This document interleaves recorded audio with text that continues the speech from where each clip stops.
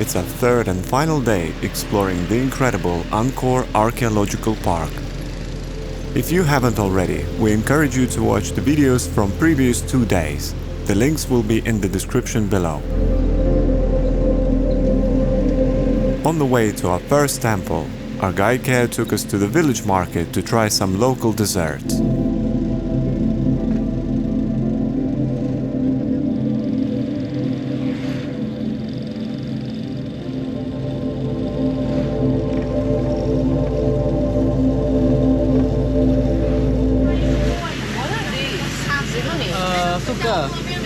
Sugar brown, like the palm sugar. Yeah, you can Okay, taste. thank you. And that one is the coconut, fresh coconut.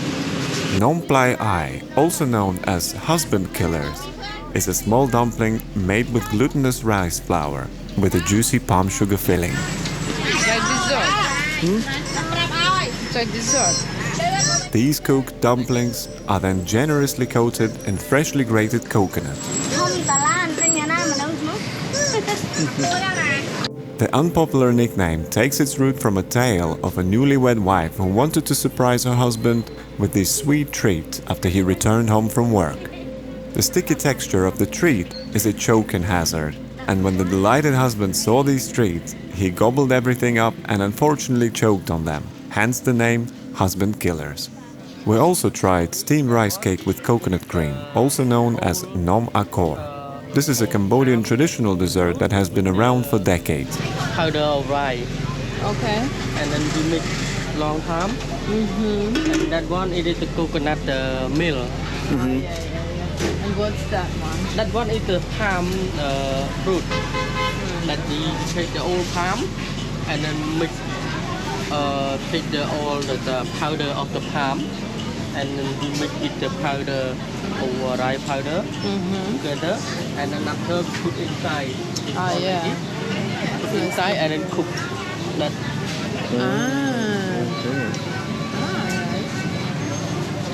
It is a sweetened rice batter that is steamed in the small banana leaf cups and then topped with a thick coconut milk to add fragrance and extra flavor.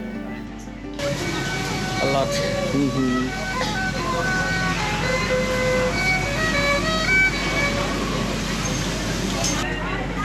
You can test the flavor of that also. Sweet. So you didn't eat breakfast. don't need the power. No.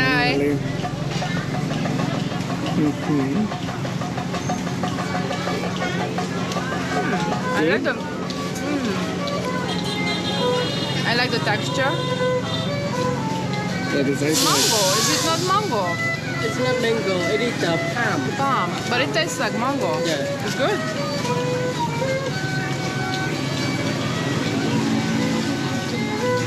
Oh my god, it's very hot.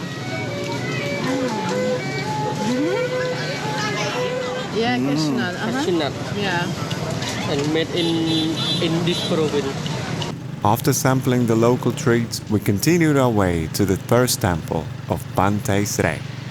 Banteay Srey is a 10th century Cambodian temple dedicated to Hindu god Shiva. It lies near the hill of Nom Day, 25 kilometers northeast of the main group of temples that once belonged to the medieval capital of Yasondrapura and Angkor Thom. This temple is built largely of red sandstone, a medium that lends itself to elaborate decorative wall carvings which are still observable today. The buildings themselves are miniature in scale, unusually so when measured by the standards of Angkorian construction.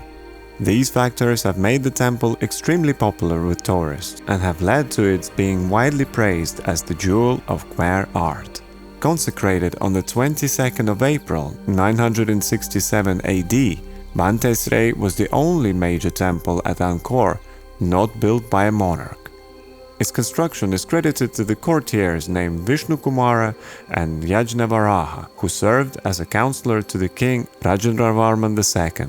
The foundation stele says that Yajnavalkya, a grandson of King Harshavarman I, was a scholar and philanthropist who helped those who suffered from illness, injustice, or poverty.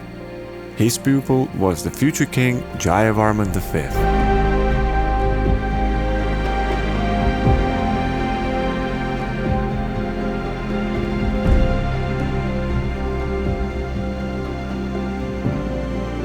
The temple's modern name, Bantay Srey, or Citadel of Women, or Citadel of Beauty, is probably related to the intricacy of the bas-relief carvings found on the walls. Some have speculated that it relates to the many devatas carved into the walls of the building. The temple was rediscovered in 1914 and was a subject of celebrated case of art thief with André Marlot stole 4 devatas in 1923. He was soon arrested and the figures were returned. The incident stimulated interest in the site, which was cleared the following year. We just had a look at Bantay Srey. It's an archaeological site, and it's quite different. Even the color of the monument is like red, pinkish. Yeah, it's very interesting.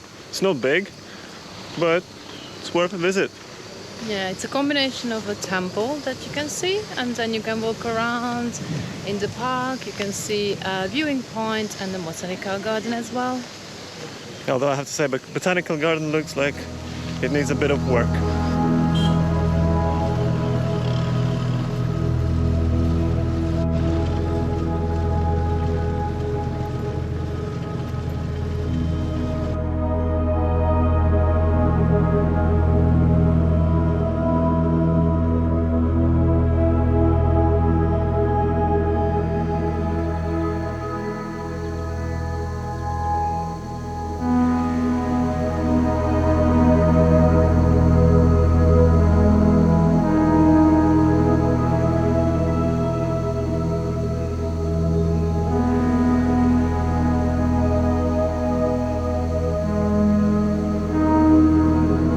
Another temple, and this one is deep in the jungle somewhere.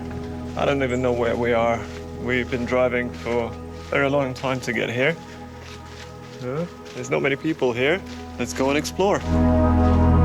Located 400 meters to the east of East Baray, Bantay Samray, or the Citadel of Samray, was built in the Angkor Wat style during the reign of Suryavarman II and Yasovarman II in the early 12th century.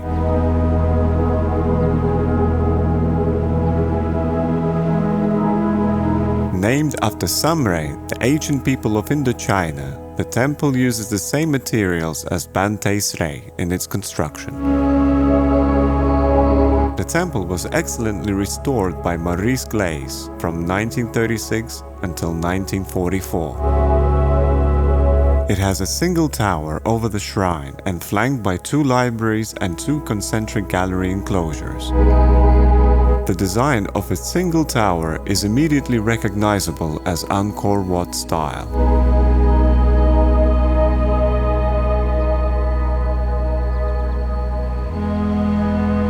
While there are no inscriptions describing its foundation, it seems likely to have been built by a high official of the court during the reign of King Suryavarman II.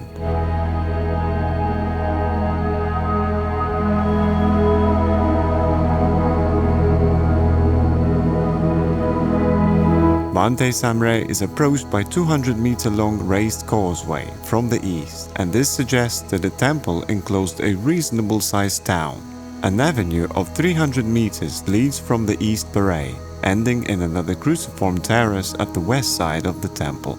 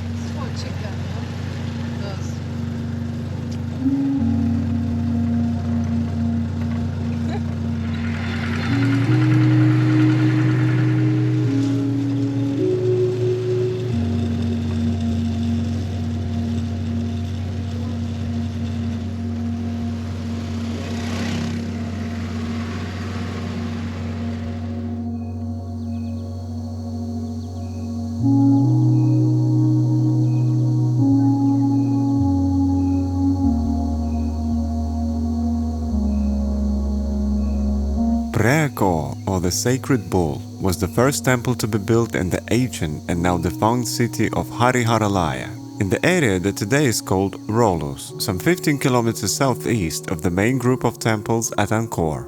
So we're visiting the oldest temple in Siem Reap. It's late 9th century, and this one is made out of limestone, so it's quite different.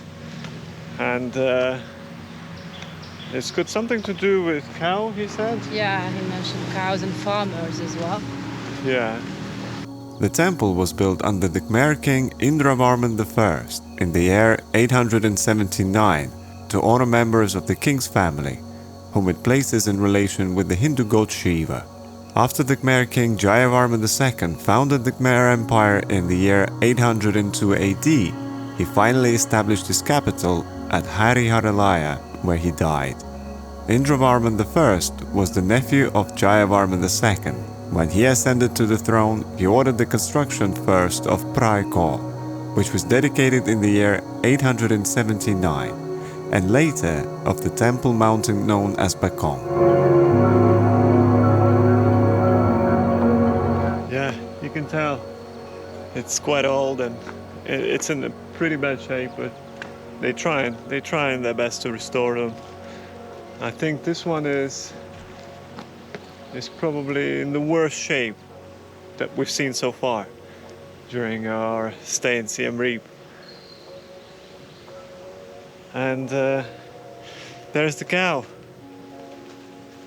I can't exactly remember what's the meaning, but it's got something to do with the cow and the farmers.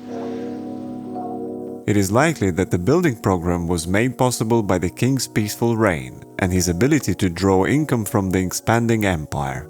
Phrai Ko consists of 6 towers arranged in 2 rows of 3 towers each, perched on a sandstone platform. The sanctuaries are dedicated to 3 divinized forefathers of Indravarman and their respective wives. A restoration of the towers took place in the early 1990s, financed by German government. You can still see the carvings here, and it's incredible thinking that these are probably original from the 9th century. I might be wrong, but it looks like it. What do you think? It's nice. It's very similar to the others, even though it's a different material. I can't really tell the difference, other than what I see. Look, these bricks or stones, they are like smaller, right? You see? Yeah, the other ones were quite big blocks, exactly.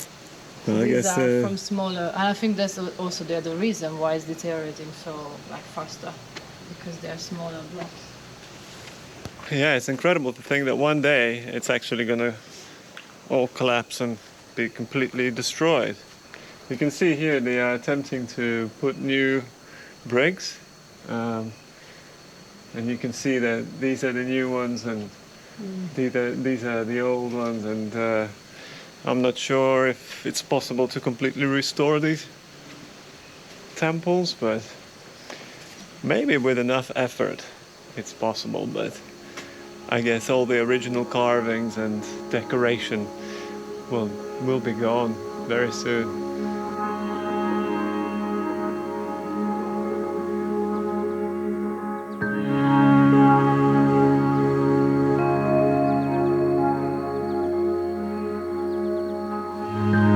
So this is the last temple of today, and this one is Bakong Temple, and it's got only 1 tower because it's dedicated to just one god. And considering the height, it's going to be a bit of a climb, yeah. And it's got like a really nice moat around it. Yeah, it's quite different. I think it's a quite unique temple. Wow, just look at that. Bakong is the first Khmer temple mountain of sandstone constructed by Indravarman I in the final decades of the 9th century. It served as his official state temple in the ancient city of Hariharalaya, located in the area that today is called Rolus. The striking similarity of Bakong and Borobudur temple in Java, going into architectural details such as gateways and stairs to the upper terraces, suggests strongly that Borobudur served as a prototype of Bakong. Ooh. This is not going to be easy, especially in this heat. It's so difficult to climb these. But it's definitely worth it. I bet the view from up there will be lovely. Contact is inferred to have occurred between the Khmer Kingdom and the Sailendra dynasty in Java, who would have transmitted to Cambodia not only ideas but also technical and architectural details of Borobudur, including arched gateways. Bakong enjoyed its status as the state temple of Angkor for only a few years, but later editions from the 12th and 13th century testify that it was not abandoned. Whew. We made it to the top. Yeah, it's lovely. It's a nice view and a nice breeze.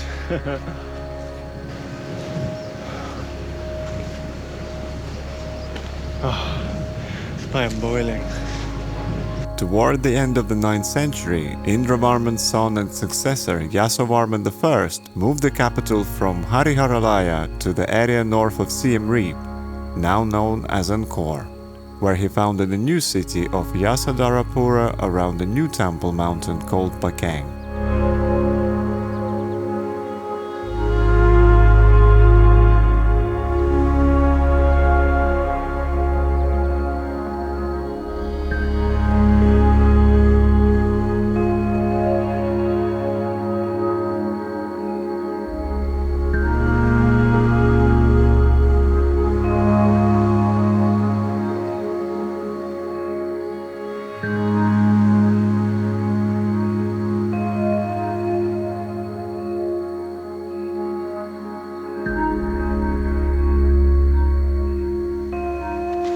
So that was Bakang Temple, the last one on a 3-day tour around Angkor Wat and surrounding area. And I don't know how many temples we've seen during these 3 days. We'll count them later. It was definitely worthwhile. It's an incredible place.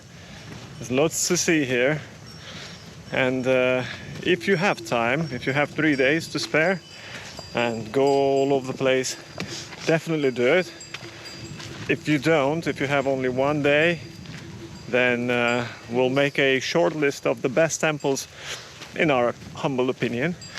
And yeah, we'll let you know which temples we thought were, you know, the most beautiful, spectacular, whatever you want to call it. All right, guys, this is our friend Kea, and we're gonna leave his details below. So if you want to take a trip to Angkor or any other place, contact him directly. He's really good. He will take you around. Make sure you book this guy. He's really good. And we'll see you next time. As promised, here's the list of the temples we think you should visit if you have only 1 day.